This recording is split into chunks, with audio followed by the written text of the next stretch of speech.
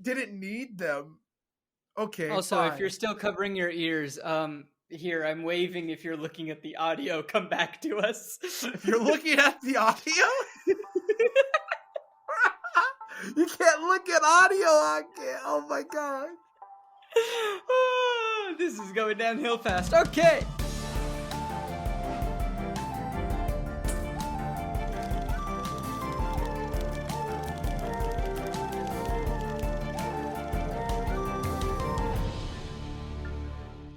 Hello, everyone, and welcome to Flip the Scripts. I'm Ankit Madhira. And I'm Stephen Nieman. And this week, we are talking about The Shining. Yeah, by Stephen King, directed by Stanley Kubrick. Hey, that's supposed to be my job. Yeah, but if I know the... Okay, fair. Sorry. I stole Ankit's job, everyone. I only have one thing to do, other than complain. Murder me in the comments, everyone. I stole Ankit's job. How dare you? My bad. We're talking about The Shining. Dun, dun, dun. It's the 1980 film, as Stephen mentioned. It is directed by Stanley Kubrick. It is considered one of his best films, I believe. Not 100% sure. It also says based on Stephen King's novel, The Shining, I should say. It is not an actual... Which is one-to-one adaptation. It is a... We'll get more into it. Yeah. It's hard-pressed to call it a 0.5 to 1 adaptation. It is not... As many, this is the first time I think Ankit and I have been watching something where we're like, wow, this is not an adaptation. Where most of the time we're watching a straight one-to-one comparison adaptation. This one's going to be a little different, as Ankit and I have to kind of flip our scripts. Ha ha ha! There's a pun. Da da da da da. To try to accommodate this kind of film to movie. Yeah, and this one I did backwards as well. So most of the times I watch the source material or read the source material, and then I watch the film. But, ladies and gentlemen, if you've been following along on Post Finale, we're currently also talking about The Shining over there. So go check it out. It's fun. It's interesting. I had some theories going through it. I won't get full into detail about that here. But no, go watch those episodes. It'll be fun. Yeah, no, if you want to hear all my theories about what is going on, because I hadn't read the book or seen the film, let's just say they were interesting theories. Some of them may have come true. Let's also just say that, by the way, this whole month is dedicated to The Shining because of a wonderful person who sent me a message. His name is Eduardo Camacho. I went to high school with him. And he sent me a message asking for us to do The Shining on this show. And I went to Ankit and said, hey, we should do The Shining. And Ankit went, I've never seen it. I probably should do it for Post Finale as well. And so we made a whole month dedicated to Stanley Kubrick's The Shining. Woo! 6 whole episodes of Shining content for you all on Ankit. Either the YouTube channel or on podcasting apps, wherever you're listening to it. You got 6 whole episodes of us talking about The Shining. So if you love The Shining, you'll be really happy. If you don't love The Shining, come back next month. No. Please still listen to the episodes, because yeah. Let's be honest. It's not gonna ruin anything. Didn't love it. No, me either. And I will say this: in 2 weeks, we'll be on something really fun. I will announce it in the next episode what we're hopping into. But it is another series, and I think you guys are gonna love it. And I can't wait. But before we can talk about the thing that we want to talk about, we have to talk about this. So, some fun facts for you people. We got the director, we all know. We still need a jingle for it, by the way. If anybody wants to write a jingle for us and send it to us, we'll use your jingle and give you credit. Maybe even a free Patreon for a little bit. We need a jingle for Ankit's Fun Fact Time. Yeah, you write us a little jingle, you can come join the Discord for free. Yeah. So, anyway, our director is Stanley Kubrick. Our writers are Stephen King, Stanley Kubrick, and Diane Johnson.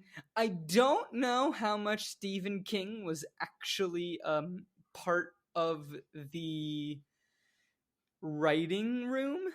So I've heard, and I don't know if this is true or not, but I've heard from a little birdie called the internet that I love that little birdie.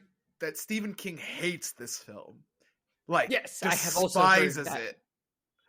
And I think because Stephen King despises this film, I think he is again in the writing room in name only, just like Suzanne Collins was in the writing room in name only for every book every film after the first one. Yes. Now, ladies and gentlemen, because I am curious, and nobody asked me for this, but this is what I've decided to do.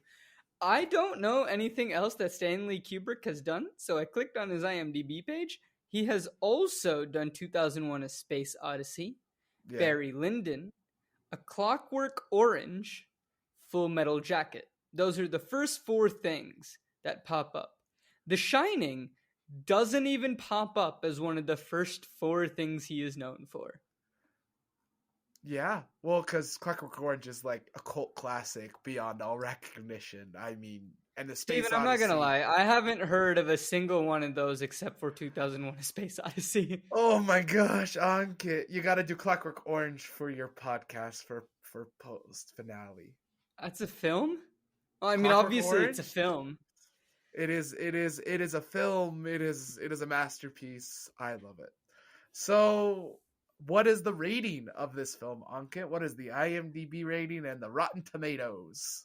On IMDb, it is an 8.4 out of 10. And, hold on, we have more.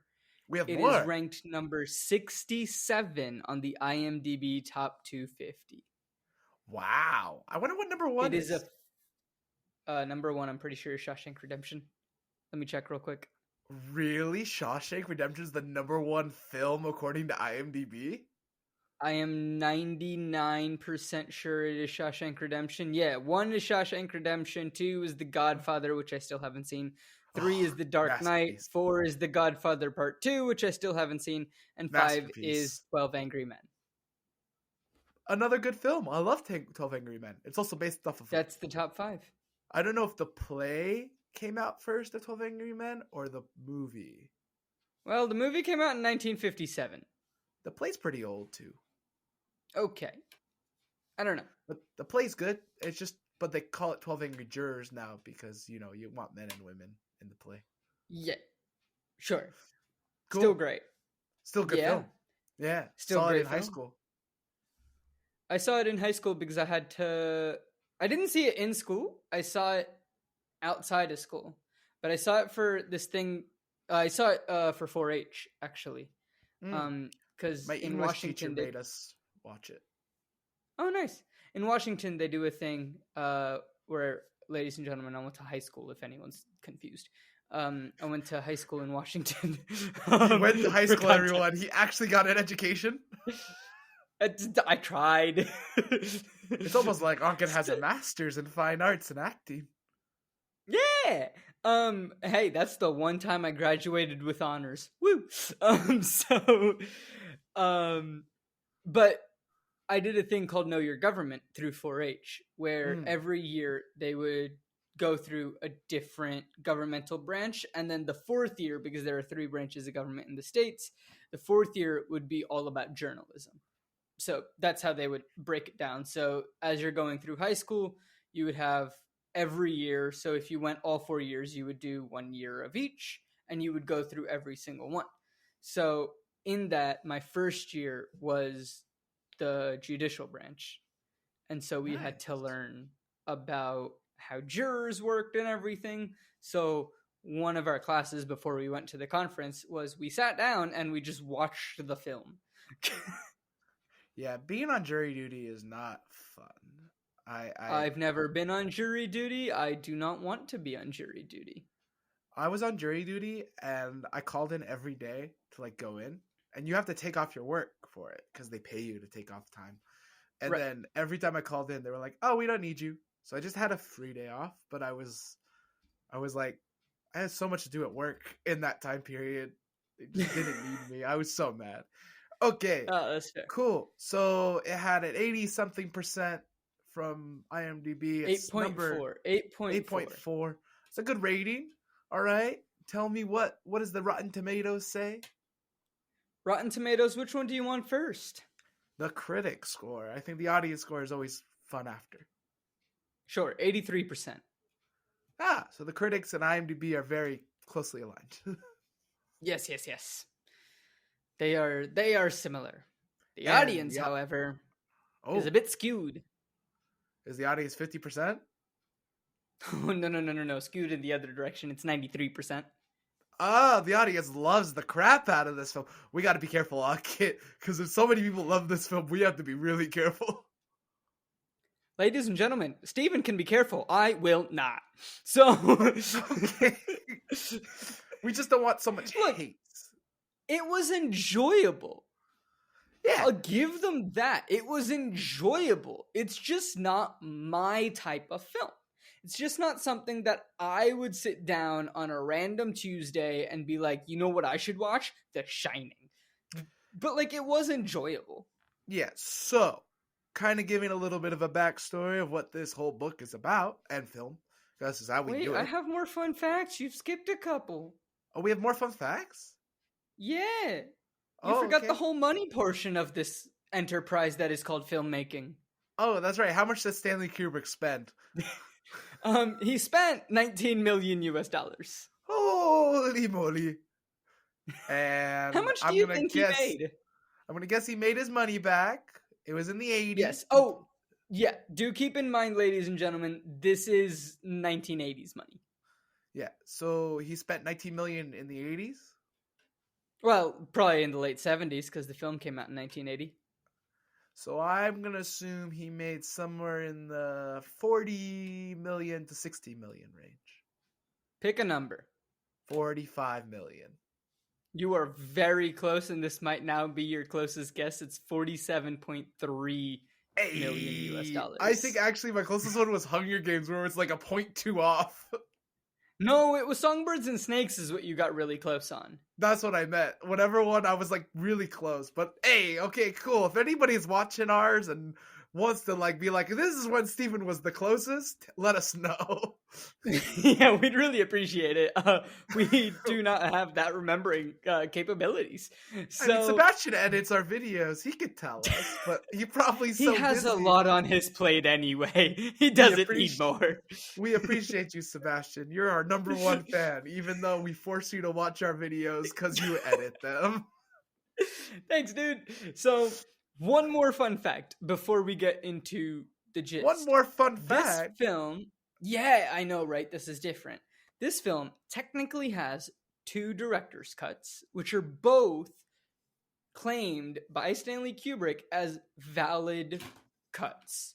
So you have a 2 hour and 22 minute cut, or which is 2 hour 26 cut. Minutes, 2 hour 22. It depends on which site you're looking at, but it's about a 2 hour 20 minute cut, which is the American cut. Yeah. And then you have a 2 hour cut, which is the European cut. Ooh. Why that is the case, I do not know. Yeah. Well, let's hop into the film, shall we? So, just giving you a little backstory of what this film's about, and then we'll hop into the adaptation portion, the most important portion of our episodes. So, really quick, this whole book is about Jack Torrance, who was recently fired from his job as a teacher. They moved to Boulder, Colorado, and they're dealing with a lot of problems, and he drives up to this hotel called the Overlook, and he's getting a job there, and he has to stay there all winter because they need someone to watch it to make sure it doesn't blow up or catch on fire or any problems with it. So him and his wife, Wendy, and their kid, Danny. Sorry, I combined 2 names. Kid's name is Danny. Not Tommy. Kid's name is Danny. They're going to go up to the hotel, and I'm not having name problems this week. I keep telling myself that. Already did. One name problem. It's because I got Danny and Tony combined. Cool. I'm keeping a counter now. Fair. One time so far. So they end up living at the Overlook for 6 months. A bunch of things happens and people die. So let's hop into this film. All right, how do we start? And people die. Cool. So the movie starts with the credits. Obviously, in the 1980s, credits were always really long. I think, back in the day, we don't take it now. Like, if you watch films from the 2000s, none of them have like long intro credits. A lot of them just hop right into the film. I think it's a really interesting thing of forgotten past that movies used to have, like credits after credits after credits at the beginning of the film. Yeah, I think it works well. And here's the thing is, and I realized this one day when you, me, and your sister were all out getting Indian food. We went to a restaurant and I was sitting there and they had posters of a bunch of Bollywood films. And I was sitting there and ladies and gentlemen, if you've been around for a bit, you know this, but Steven is one of the friends that got really annoyed at me and is still continuously annoyed at me as he was earlier in this episode in the fact that I haven't seen a lot of films. And so he is one of the driving reasons why Post Finale exists. And I was sitting there and it came to me that that's why I haven't seen necessarily some of the popular films from Western cinema, because I turned to Steven and I said, hey, you get mad at me. Have you seen this film, this film, this film, this film? And he hadn't seen any of them. So, who's really the one who hasn't seen anything, Steven? Oh, yeah, because that face is going to be really helpful for the audio listeners, dude. You're doing sorry, great. My bad. I just haven't seen Bollywood. You can't be mad at me for not watching Western cinema where I grew up in the West. You can't be mad at me for not watching Western cinema when I had a different culture to watch. And that's fine. But you're still mad at me. Anyway, this is a very long-winded way to just say that, in Bollywood, it's very common that you still have credits at the beginning. Yeah. Yeah. So, he's driving a car through the Rockies. It's a Volkswagen, a very old one. It's yellow. I believe it is red in the books. Just my first little tick of information that they kind of went against. I think so, but I'm colorblind, so I don't know. It's red in the books. So, sure. Then he's driving through the Rockies. You're having a little cool view. I've driven through the Rockies. It's actually a really fun drive. There's a tunnel that goes underneath through the whole Rockies, and you kind of end up on the other side. I drove through the summer, though, so I was not seeing snow. Fair. We kind of drove through the Sierra Nevada mountains in an RV in the winter and then had to turn around and go back and drive all the way through Nevada and go up to Reno or something because we couldn't get through the mountains. It was bad. So he ends up at the Overlook Hotel and he goes in and he's like, hi, my name's Jack. I'm here for an interview. And he meets Ullman. Also, there's a huge flash here that says the interview. And I'm like, oh, cool. They're going to put all the chapter names in front of every section of the film. This is going to make the film really interestingly long, but cool. That's awesome. No, they don't continue that. They have names. They have names on sections, but they're not the chapter names. They're not the actual. I thought they would have been. So yeah. There's technically 5 parts of the Shining book, and I thought it could have been interesting if they did all 5 parts, named them all 5 parts, but they didn't do that either. So read the book if you want to understand those 5 parts. So he goes in and he meets Mr. Ullman. Now, Mr. Ullman is the manager of the hotel. He is not Mr. Ullman from the book. This guy is definitely not Mr. Ullman. Mr. Ullman in the book is this uptight, he's every manager you don't want to have, is the best way I can explain it. Yeah, that is honestly a very good description. He's just someone you don't want to work for, and he's someone that, as you go through the book, you slowly meet some more of the staff a bit later on. We won't get, necessarily too much into it. It's not giving anything away, but, you meet some of the staff, and you get the similar sense that, none of them like Ullman. They understand he's making the hotel live and thrive, but they're like, we hate this guy. Yeah. What from this scene, you don't really get that sense that anybody hates Ullman. Ullman is just a guy. He's kind of reminds me of this scene. Regis Philbin. Hold on. The name's ringing a bell. Why is the name Who wants ringing to a be bell? a millionaire? Oh! Thank you. You're welcome. I thought that would help. So we think we're going to sit down for the interview. We cut to a scene with Wendy and Danny. And Danny's like, are we going to live in a hotel? And then she's like, oh, yeah. He's like, can Tony come? And she's like, yeah, Tony come. And then Tony talks with Tony with his finger. Now, this is film cute. only. And so this is Tony. Well, Tony's in his mouth. It's a bit weird. I don't get the choice, but it is weird. Just so you know, Ankit, for the last 2 minutes, for my audio listeners, has just been doing this with his finger. He's been moving it up and down. It's been like finger. 30 seconds. Nah. Okay. So then we move back to the interview, and Ullman's saying that how he's so happy to hire him, which is bull. Ullman in the books doesn't want to hire Jack at all, but he's told he has to because the owner of the hotel is a character who's not mentioned in the film at all. The name is Al Shockley. Al Shockley, who was the head of dean of the school he used to work for. The head dean? No, he was the Al head is of the... I don't know. Al was very high up in the positioning. Al is the owner? I thought he was just a major shareholder. I thought he was the owner. You might be right. I think he has a lot of... By shareholder, I think he just has a lot of pull. He's on the board, definitely. Yeah. But he's not in the film, Ankit, so we don't care. Nope. Not at all. He don't exist. Yeah. So, yeah, it's the current owners, including Al Shockley. He is one of the owners. That's what I thought. Okay. I thought he was one of the current owners. Yeah. Cool. Then it is like a conglomerate. Also, there's a person with them in this meeting, which is weird because it's supposed to just be Jack and Ullman, but there's now this other person in the meeting with them who's not supposed to be. Yeah, Watson's there. But Watson obviously doesn't need to listen to all this stuff from Ullman.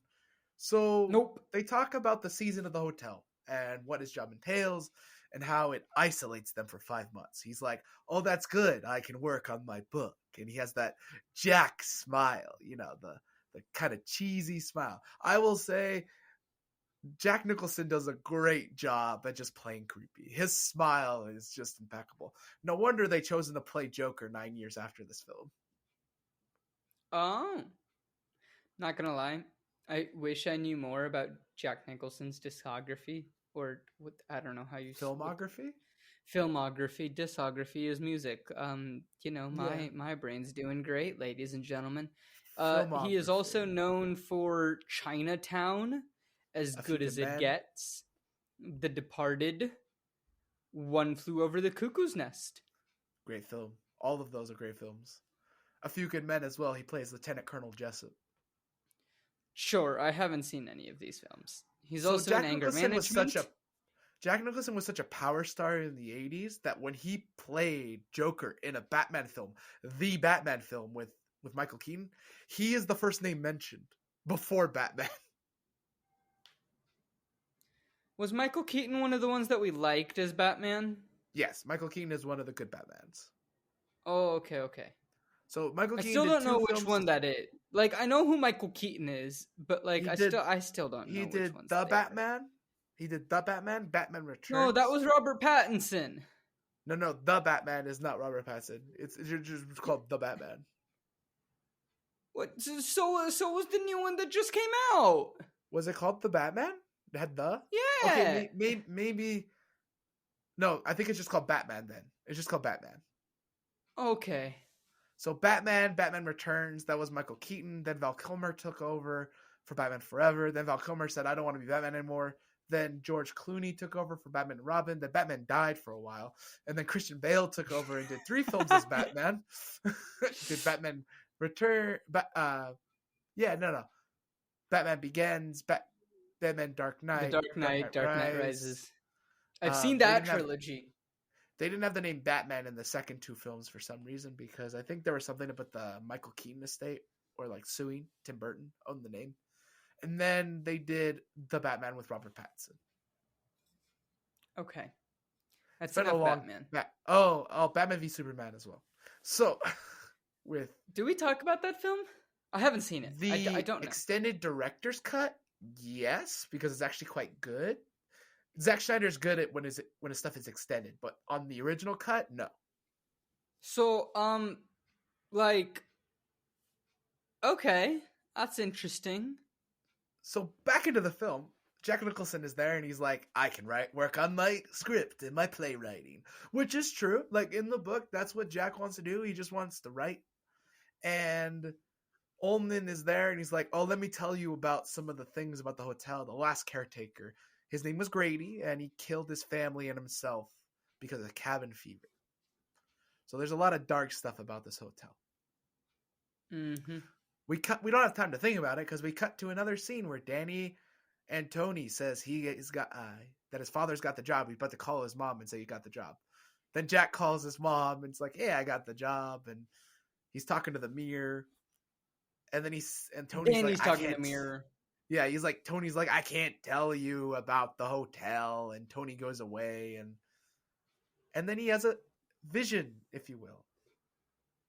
Woo, visions of blood down the hallway. Yeah, not Buck accurate at all. First time I saw this, I was like, "Oh, Kool-Aid," and then I was like, "Nope, that's blood. That's blood. That is blood." I mean, a kid would dream of Kool-Aid. Maybe you and I would have dreamed of Kool-Aid as kids, but not Danny. Danny dreams of blood. Danny's dreaming of blood. So Danny does have a vision in the first part of the book, but he's outside by himself, and it's in the forest, and he's led there by Tony. Tony's not his finger in the book. Tony's like this imaginary friend he could actually see. I don't know why they decided to reference him as his finger, but it was a Stanley Kubrick decision. Also, then immediately a doctor comes to visit Danny, and that's also, I'm like, that doesn't happen here. That happens later. Yeah, for context, ladies and gentlemen, that happens like somewhere in part 2. Part 2, like 12 chapters in. So, yeah, he has a vision in the hotel. And what happens is, like, when he has the vision in the hotel, he passes out. And his parents get really worried, so they take him to a doctor in Sidewinder. Yeah. Which is the closest town to the Overlook Hotel. So that's when they take him down, and it's both Jack and Wendy that take him to the doctor. And it's not just Wendy being at home alone. It happens much later. It does happen, though. So when the doctors start having a conversation, it's the same conversation from the book. She's like, I think your son can suffer from psychosis. If he doesn't stop this imaginary friend thing, he can have a real big problem. Fine. That's one of the things. But she asks, when did Tony start? And she starts to explain that when he started primary school and when he dislocated his shoulder. And she explains how Jack came home one day, he was playing with his papers, and Jack yanked his arm and dislocated his shoulder. This, ladies and gentlemen, is bullshit. Jack, in a drunken stupor, went away from his papers, and Danny decided to spill beer all over his manuscript, and Jack came in and broke his arm. Well, again, it wasn't on purpose in the book either. No, I know, but there's a difference between dislocating a shoulder and breaking your kid's arm. Yeah. I also think the reasoning of it is different. Well, I mean, like, yeah, I personally would have preferred if they just left the reasoning, even if they said it was a dislocated shoulder, but they left the reasoning. Also, in the film, they say that he spread out his school papers, not Jack's work papers. Exactly. Also, then she says, from then on, he's been sober as a bug. And I'm like, that's not the reason he got sober. So just for context, everyone, in the book, him and Al Shockley were drinking one day and they killed the guy off a bike. And that's the reason they got sober, both of them together. There's no, I don't understand the change. Al's not in the film. Whatever. Moving on. Ladies and gentlemen, I mean, we're already a good ways into it, but if you've been following us for a while, this is obviously going to be different than A our lot previous episodes, where we're probably just going to focus on the film and then just tell you what happens in the book instead. If you want more Exactly. details, go read the book, because they are so vastly different that it's hard to... We would be here for like 3 hours just explaining the book to you. Yes. And keep in mind, the book is 600 pages. It's hard to take 600 pages and make it 2 hours. Yeah. So we then cut to another title card, and it says closing day. So we've just skipped like 8 chapters of the book. Fine, cool, whatever. And we're driving up to the hotel. Wait. Did anything important happen in those 8 chapters that we really need to tell the people about? I don't think so. I mean, there was stuff, information. I mean, you sound like Stanley Kubrick. Was it really important, or do we not need it? He's then driving. They're driving up to the hotel, and Danny's like, "I'm hungry," and everyone's like, "Okay, Danny." And Jack's like, "You should have eaten before we left. I told you to finish your breakfast." And it's like, I appreciate that they left that in there, though, because it's like, that's exactly what a dad would say. Just like, I told you to eat and you didn't eat. Like, this is on you now. So in the book, they stop at a gas station and he buys him like a baby Ruth, and he calls Al Shockley. But they just keep driving to the hotel. They also pull off to look at the hotel in the book, but they don't do that in the film. So they get to the hotel and they're all eating at the hotel. My favorite reasoning of why they pull off to look at the hotel in the book is because they're afraid that if they don't stop, their car might break down and they'll just go backwards down the mountain again. And so they need to let the car breathe before they do the rest of the journey. So one thing they actually kept from the book, which I thought was really interesting, they said, "Oh, isn't the Donner Party somewhere near here?" And Jack's like, "Actually, they're like 100 miles west that way," in his Jack Nicholson voice. And then Danny's like, "What did the Donner Party do?" And they're like, "Oh, they were a bunch of cannibals. They ate," and Danny's like, "They ate each other?" And he said, "I learned it from TV." And Jack's like, "Of course you learned it from TV." That's not in the book. But I think it's hilarious. Yeah, but I love the proud dad smile after that when he's like, "See, Wendy, he's learned it from TV." So they end up at the hotel, and Ullman comes over and it's like, "I'm going to give you a tour now." Now, keep in mind that Jack has already been given a tour of the hotel when he got hired in the book. I don't know why they waited for Wendy to get there and Danny there to give him the tour. They're only supposed to give a tour of the kitchen in the book here. In the book, they do also show Wendy the boiler room and stuff. They do. So they don't like show it in the pages of the book because we're witnessing something else at that time. But they do mention that like they head out to go check out a couple of the other things just so that they both know, like Jack and Wendy know. But like, fine, you had to get the tour in somewhere. So we cut to Danny in the game room, and he's throwing darts at a board. He's pretty good for a kid. I mean, I didn't throw darts at a board well when I was a kid. My darts would never hit the board. Do you want to know what my note was in post finale for this? Oh, I'd love to hear what your note was because I haven't seen the episode. He hit the board. Because the thing for me, so my parents he hit the board. My parents had a dart board, right? That was like above the. I think it was above like the fireplace in my old house, like when I was growing up. My parents like moved to Lancaster, Palmdale when I was like very little. Not to dox myself. They moved to the Antelope Valley when I was really little, and they had the board up there, and I used to play with my brother. Now they weren't like the metal darts with the they were like the plastic ones with the plastic dartboard. Oh, okay, yeah. My friends had, I think, a magnetic dartboard. Mine was electrical, so it would tell you if it hit things. It would be like 20, bullseye. Ooh, yeah. We didn't know how to count. It was cool. Scores. It was really cool. It was. Have you properly played darts before? No. I think me and my brother used to just throw it and hope we hit it. My brother would always hit it, and mine would hit the wall, and then my dad would come in and get really mad.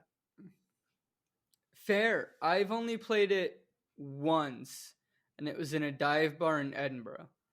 That sounds about right. So moving on. We could spend the whole conversation just talking about darts. The next 30 minutes just on darts. So here and we neither are. of us know much about darts. No. So here we are. And then Danny sees two twins in the game room holding hands, and he looks at them. He's like, ah.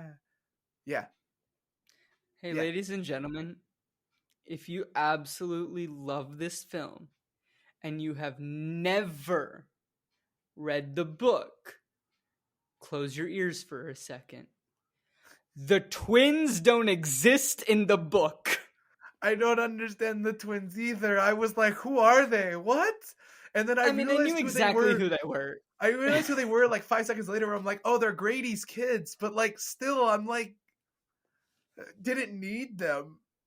Okay. Also, fine. If you're still covering your ears, here, I'm waving. If you're looking at the audio, come back to us. If you're looking at the audio?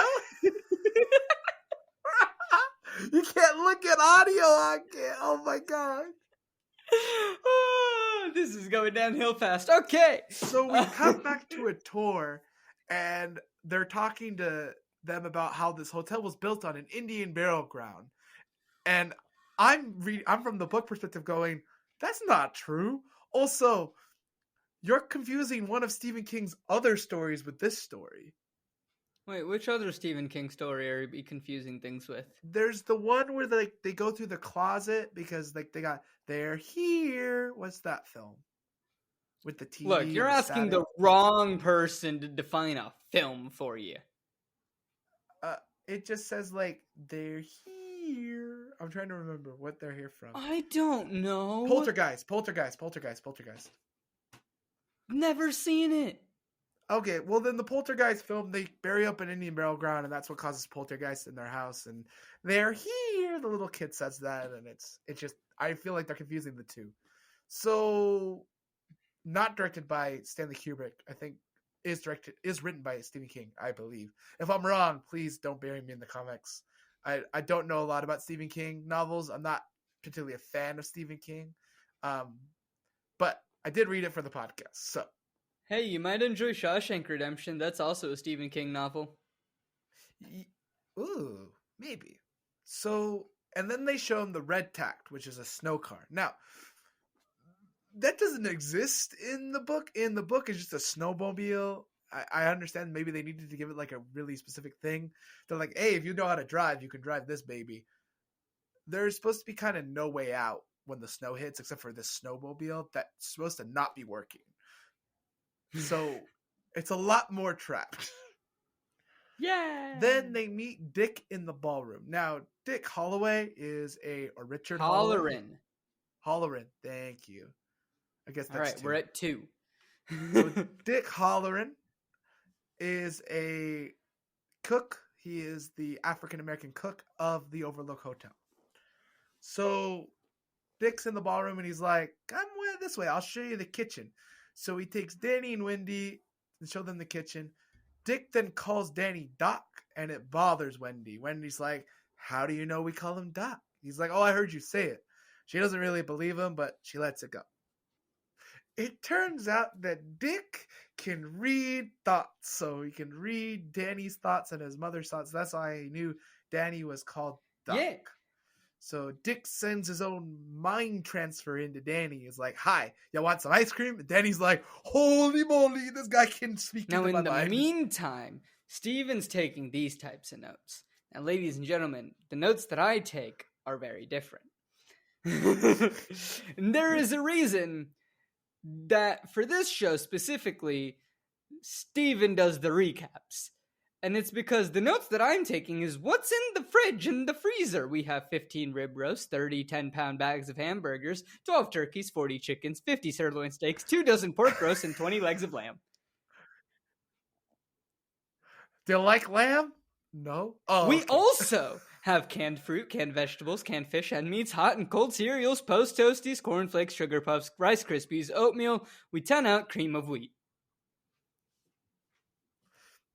Thanks, you're welcome. I really needed to know what this hotel had. So then everyone meets back up and they take Wendy away. leaving Danny with Dick. Because Dick's like, I'm going to get him some ice cream. And Danny's like, I like chocolate ice cream. And I'm like, what kid doesn't like chocolate ice cream? I was more of a vanilla kid myself. Yeah, because you're a vanilla person. Ice cream is good ice cream. Sorry, the joke was right there. You eat more spice than most people. Like, I know. I put hot sauce on my bagel this morning, and my dad looked at me like I was sacrilegious. Steven, you come to my house when I'm back in town, and you and my dad will get along swimmingly. I mean, you already did when you met him earlier, but like, trust me, hot sauce galore. Whee! I got the vindaloo. Remember? I got the vindaloo. Oh yeah. Very spicy, very good. Very not the best Indian food I've had in England. Look, it was the only place that was willing to take a group that large with a booking. Fair. So we continue on. Danny and Dick, are talking about The Shining, and The Shining is the ability to have a sense and. I thought it was called The Shine. And Dick talks about him and his mother both had it.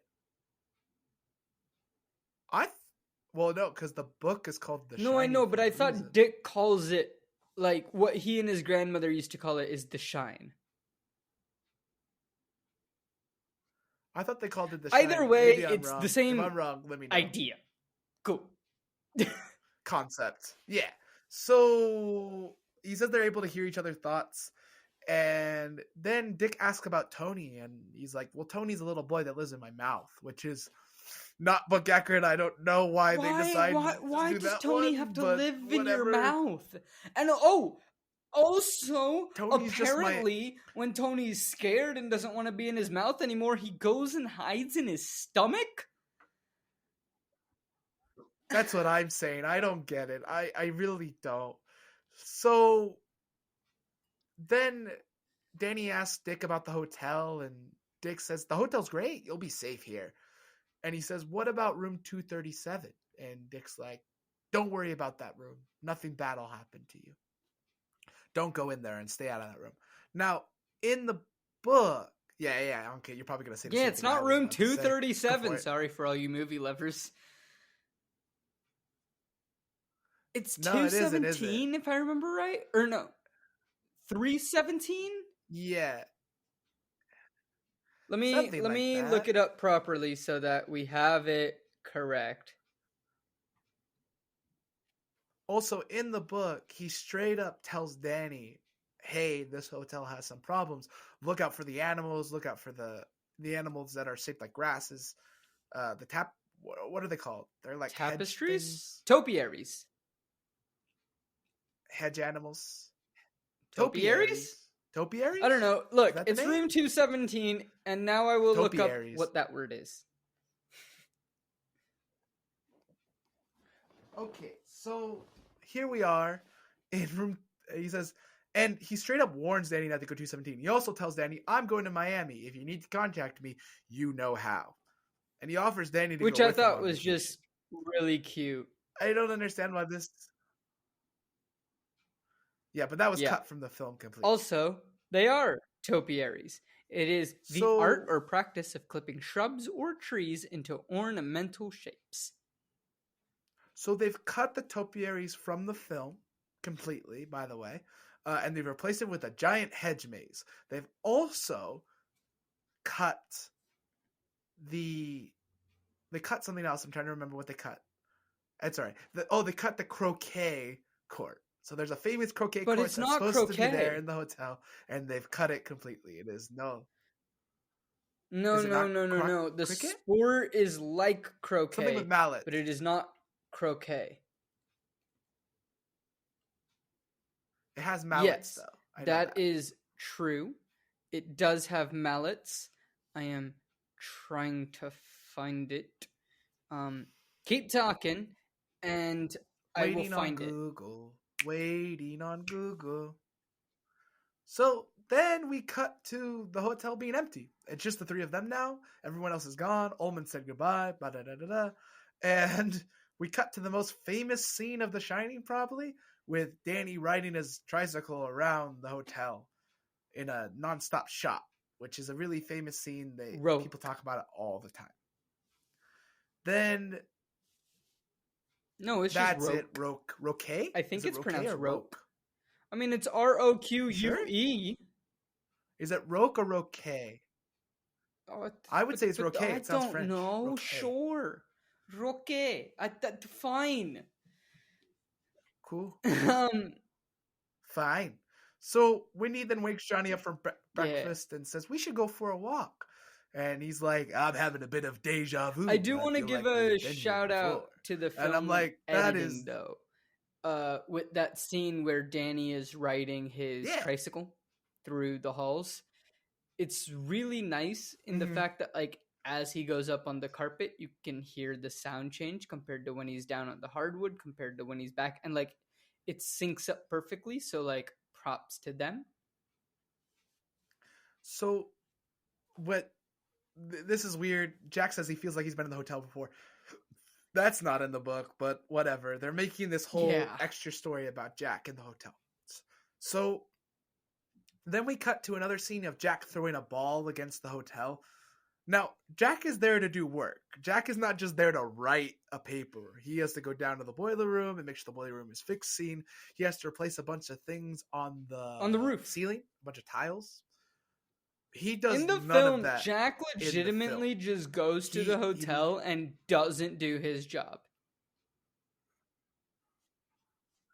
Like, he is not doing his job. I think Wendy does more of his job. And all Wendy does is stand in the boiler room for one scene.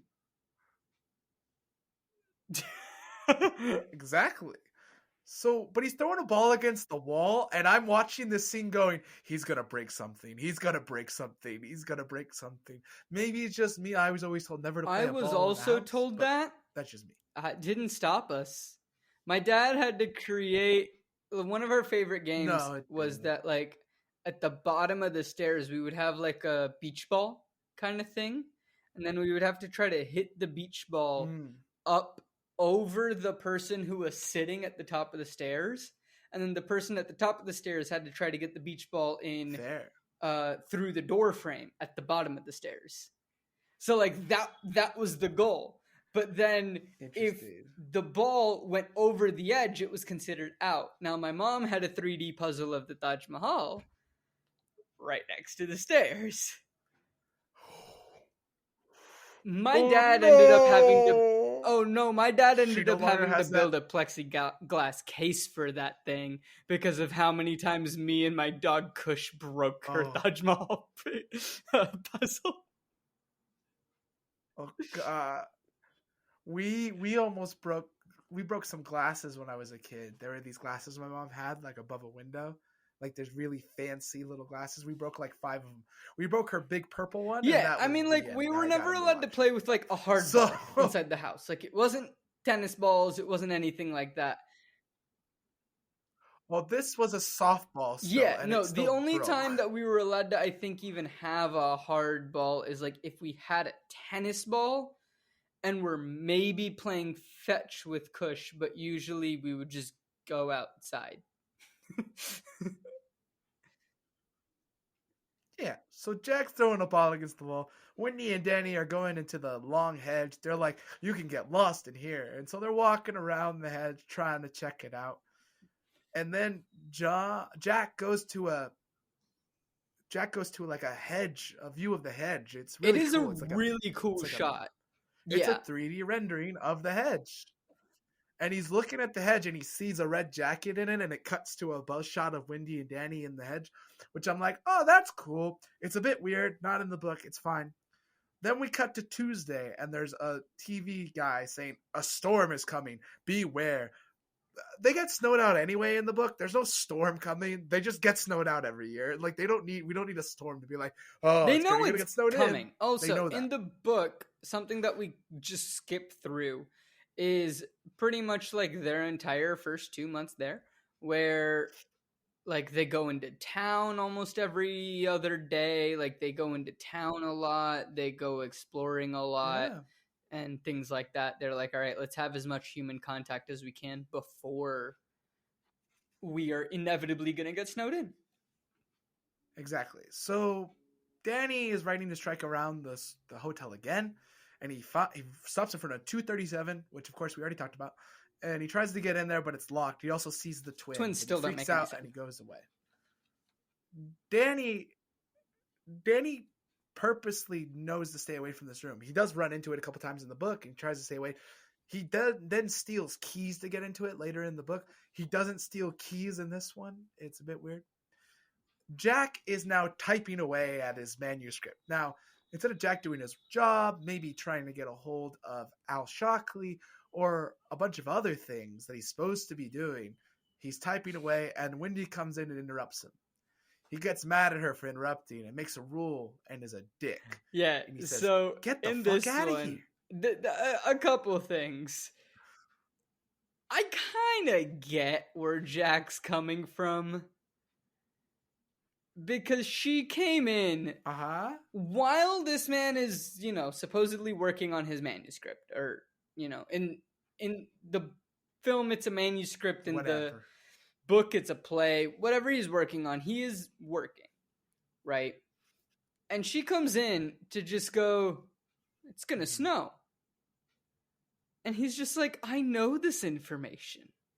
Why are you interrupting me for something I can't change? Like, I kind of get where he's coming from in terms of, like, Wendy, you come in here and you ruin my train of thought, and it's for a dumb reason. So I get where he's coming from. Could have been nicer about it, but honestly, fair. Definitely. So then we cut to Thursday, and Danny and Wendy are playing in the snow, and Johnny's looking, Jack is looking outside at them, and it's like, he's looking all evil, with his big smile. And we cut to more writing. Then we cut to Wendy trying to call someone with an operator patch bay, which I'm like, oh, that's cool. They know the phones are going to go You just said down. more writing. We cut to Saturday. It's not even just more writing. It's Saturday. Oh, it then says Saturday, yeah. But then he's writing again. And Wendy's trying to call someone, but with the operator patch bay, but it's not working. But everyone knows they said there's going to be no phone calls being able to be made. Like, that was made clear to everyone when they took the job. I don't know why that was made clear, but in the book as well, there is a moment where she goes, picks it up or something, and then she's like, oh, the phones are down, and then goes over to the radio, which is what she does in the film. That's true. So she then goes to the radio and she talks to somebody over the line, and she's just checking it. She's like, hey, we're still here, and letting them know. Then Danny is riding his tricycle. He runs to the twins. They say, hello, Danny. Come play with us. Yeah. And then he sees their death. It's a lot more creepy than that. It's, hello, Danny. Come play with us. Come play with us, Danny. Forever and ever and ever. So obviously, Ankit could play. Hey, sign me up. I'm ready. So then they quote the book. He literally says it's just pictures in a book, which is never said in the film. Like, he's never told that by Dick to repeat it. It is one of the inconsistencies. I didn't put that together. Of book to film, where they keep the quote from the book, but they didn't say it in the film at all. Beautiful, beautiful, beautiful. So then we cut to a scene of Danny watching TV, and he has to go get his fire engine. She says her dad's upstairs. He just wants to sleep. And he's like, fine, you can go, but you have to be quiet. He walks in the room, and he sees Jack on his bed, awake.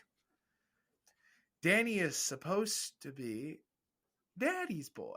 So there's this idea that he's like afraid of his father right here. But it's really weird because he's supposed to be Daddy's boy. He's supposed to be like, I love my daddy. I'm here for my dad. I love him. And I will spend as much time with him as I can. It's so weird they're creating this kind of tension already between the two, where it's like, that's not created yet.